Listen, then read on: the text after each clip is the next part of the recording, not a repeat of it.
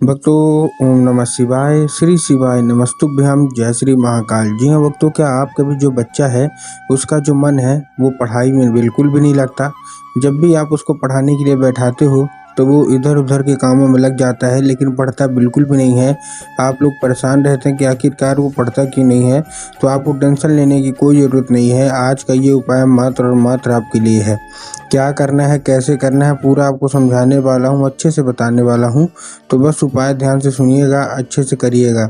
अगर आपने आज का ये उपाय ध्यान से सुन के अच्छे से कर लिया तो अवश्य रूप से है आपका जो भी बच्चा है ना, उस जिसका मन पढ़ाई में नहीं लगता, अवश्य रूप से उसका जो मन है वो पढ़ाई की ओर आकर्षित होगा ही होगा। देखिए, पूज्य गुरुदेव की जो कथा होती है, जैसे कि आपको पता होगा कि पूज्य गुरुदेव की कथा में लाखों की भीड़ आती है। ये आप सबने देखा है, सुना है, ठीक। तो अभी गुरुदेव की कथा चल रही थी, आज से 7-8 महीना पहले की बात है। गुरुदेव की कथा चल रही थी और गुरुदेव की कथा में लाखों की भीड़ आई। जब गुरुदेव की कथा में लाखों की भीड़ आई तो वहाँ ज़्यादातर जो भक्त थे उन्होंने क्या किया, पत्र के द्वारा, किसके द्वारा, पत्र के द्वारा अपनी मनोकामना गुरुदेव तक पहुँचाई। जब गुरुदेव के पास पत्र पहुँचा और गुरुदेव ने पत्र पढ़ा तो वहाँ गुरुदेव ने देखा कि ज़्यादातर लोगों की जो माता पिता है ना, उनका यही प्रश्न है कि गुरुदेव, हमारा जो बच्चा है आखिरकार पढ़ता क्यों नहीं है। हम बहुत ज़्यादा मेहनत करते हैं उसकी पढ़ाई के पीछे कि हमारा जो बच्चा है वो पढ़े, लेकिन फिर भी हमारे बच्चे का जो मन है ना वो पढ़ाई की ओर नहीं लगता। कृपया करके कोई उपाय बता दें ताकि हमारा जो बच्चा है वो अच्छे से पढ़ाई करे और अच्छे से आगे बढ़े। जब गुरुदेव ने देखा तब गुरुदेव ने 2 से 3 उपाय बताए और कहा, केवल और केवल ये उपाय कर लेना, तुम्हारा जो भी बच्चा है जिसका भी मन पढ़ाई में नहीं लगता, अवश्य रूप से उसका जो मन है ना वो पढ़ाई की ओर आकर्षित होगा ही होगा। और जो भी मतलब जितना भी पैसा खर्च कर रहे हो वो सारा का सारा वसूल होगा। देखो, जो पत्र आया था ना गुरुदेव के पास, उसमें जितने भी माता पिता थे उन्होंने ये भी लिखा था कि गुरुदेव, हम लोग मतलब बहुत ज़्यादा पैसा भी खर्च कर रहे हैं, बहुत अच्छी उसको स्कूल में डाल के रखा है, फिर भी हमारे बच्चे का जो मन है ना वो पढ़ाई में नहीं लगता। तब गुरुदेव ने यही बताया था कि ये उपाय करना और फिर देखना महादेव का चमत्कार। जब गुरुदेव ने उपाय बताया तो लोगों ने जा जाके इस उपाय को घर में करना शुरू कर दिया। अब जैसे ही लोगों ने जा जाके इस उपाय को घर में करना शुरू कर दिया, वही लोग गुरुदेव की कथा में 1 से 1.5 महीने के बाद वापस आए। अब जब वही लोग गुरुदेव की कथा में वापस आए तो उन्होंने क्या किया, एक बार फिर से गुरुदेव को पत्र लिखा। क्या किया, एक बार फिर से गुरुदेव को पत्र लिखा। लेकिन इस बार का जो पत्र था ये आप जान के हैरान हो जाओगे कि ये वाला जो पत्र था ये गुरुदेव को धन्यवाद के रूप में पत्र था कि गुरुदेव, धन्य हो आपका, आपके द्वारा बताया गया उपाय हमने कर लिया है। हमारी सारी की सारी जो इच्छा है, सारी की सारी जो मनोकामना है ना वो पूरी हो गई है। हमारे घर का जो व्यक्ति था, जिसका मतलब जो हमारा बच्चा था ना, उसका जो मन पढ़ाई में नहीं लगता था, अपने आप वो पढ़ने लगा। अब हमको कुछ बोलने की ज़रूरत नहीं पड़ती। आपका कोटि कोटि धन्यवाद। तो देखिए, जो लोग मेरी आवाज़ सुन रहे हैं ना, अगर आपको भी जानना है कि आखिर ऐसा कौन सा उपाय है जिसको करने मात्र से जो बच्चे होते हैं वो अपने आप पढ़ाई की ओर आकर्षित होते हैं, तो उनका मन पढ़ाई में लगता है, तो चलिए हम बताते हैं आपको आज की इस वीडियो के माध्यम से कि आपको करना क्या है।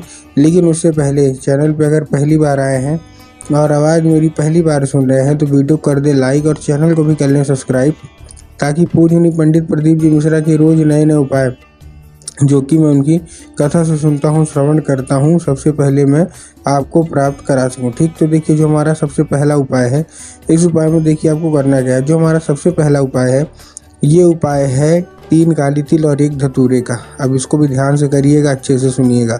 इस उपाय में आपको चाहिए क्या, 3 काली तिल और 1 धतूरा ले लिया। अब देखिए, काली तिल और काली मिर्च में ना बहुत सारे लोग कंफ्यूज भी होते हैं कि काली तिल लेना है कि काली मिर्च लेना है, हमको थोड़ा साफ साफ बताओ। तब गुरुदेव ने साफ साफ बताया है कि आपको क्या लेना है, आपको लेना है काली तिल। ठीक, ले लिया काली तिल और साथ 1 धतूरा, 1 धतूरे ले लिया। 1 धतूरे लेने के बाद आपको करना क्या है, जैसे आपने धतूरा लिया अपने बच्चे के हाथ में दे दीजिए और बच्चे के हाथ में देने के बाद क्या करना है, भेज देना उनको सीधा सीधा शिव मंदिर। अब जैसे शिव मंदिर पहुंचेंगे उनको बोलिएगा कि दक्षिण दिशा में खड़े हो जाए और उत्तर की ओर चेहरा कर ले।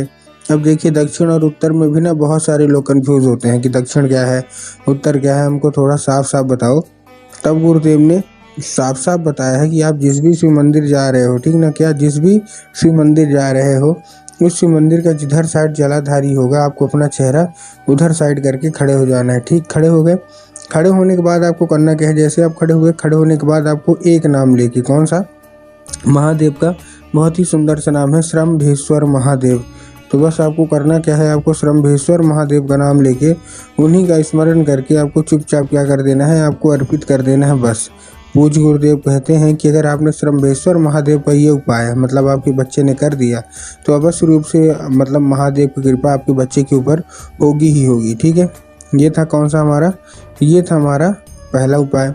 अब हम चलते अपने दूसरे उपाय की ओर। अब देखिए हमारा दूसरा उपाय कौन सा है। इस उपाय को आपको करना क्या है, देखिए इस उपाय में आपको लेना क्या है, इस उपाय में आपको जितनी भी माताएं हैं ना उनको ये उपाय करना है अपने बच्चे के लिए। तो इस उपाय में आपको एक लाल फूल चाहिए। क्या चाहिए, केवल और केवल आपको एक लाल फूल चाहिए।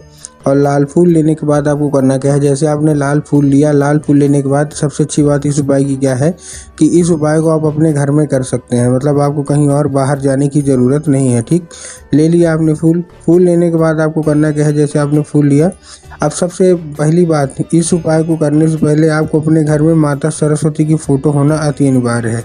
अगर आपके घर में माता सरस्वती की फ़ोटो है तब तो अच्छी बात है, लेकिन अगर आपके घर में माता सरस्वती की फ़ोटो नहीं है, ठीक, तो आपको क्या करना है, माता की फ़ोटो लाना है और अपने घर में उनको स्थान देना है। ठीक, स्थान दे दिया, स्थान देने के बाद आपको करना क्या है, जैसे आपने स्थान दिया, स्थान देने के बाद शाम के वक्त जब भी आपके घर में पूजा पाठ होती है ना, तो बस आपको करना क्या है, जैसे आपने स्थान दिया, आपके घर में जब पूजा पाठ होती है तो उसी टाइम आपको ये लाल फूल माता सरस्वती को अर्पित करना है और माता से उसको औषधि के रूप में मांगना है कि माता कृपया करके हमको इसको औषधि के रूप में प्रदान करिए। हमारा जो बच्चा है उसका जो मन पढ़ाई में नहीं लगता, अब क्या बनेगा, वो औषधि बन जाएगा। बस आपको करना क्या है, आपको वही उठाना है, आपको क्या करना है, उसी चीज़ को उठाना है। ठीक, आपको मतलब वही लाल फूल अपने बच्चे के माथे पे जब आपका बच्चा सो जाए ना रात को तो उसी को फेर देना है 1 से 2 बार। पूज्य गुरुदेव कहते हैं कि उस फूल के जरिए स्वयं माता सरस्वती उसके दिमाग में प्रवेश करती ही करती है। ठीक, ये था कौन सा, ये था हमारा दूसरा उपाय। अब हम चलते हैं अपने तीसरे और आखिरी उपाय की ओर। इस उपाय में आपको पान का पत्ता चाहिए, पान के पत्ते के ऊपर आपको शहद का लेपन करना है। लेकिन कैसे करना है, ध्यान सुनिएगा। पान का पत्ता जो होता है, जो चिकना साइड होता है पान का पत्ता ना, उसी में आपको करना है। ठीक, कर दिए, करने के बाद आपको करना क्या है, जैसे आपने पान के पत्ते में कर दिए, पान के पत्ते में करने के बाद आपको क्या करना है, पहुंच जाना है सीधा सीधा लेके शिव मंदिर। तब जैसे ही शिव मंदिर पहुंच गए, ठीक, शिव मंदिर पहुंचने के बाद आपको करना क्या है, जैसे आप शिव मंदिर पहुंचे, शिव मंदिर पहुंचने के बाद आपको क्या करना है, अब आपके दिमाग में होगा कि बाबा भोलेनाथ के ऊपर अर्पित करवाएंगे, जो कि गलत है। आपको बाबा भोलेनाथ के ऊपर अर्पित नहीं करवाना, आपको माता सुख सुंदरी के ऊपर अर्पित करवाना है, जो कि जलाधारी के राइट साइड अर्थात दाएं साइड में होती है। तो बस आपको जलाधारी के दाएं साइड में अर्पित करवा देना है बस। पूज्य गुरुदेव कहते हैं कि एक बार आप करके देखिए, अपने आप आपका बच्चा पढ़ाई की ओर आकर्षित होगा ही होगा।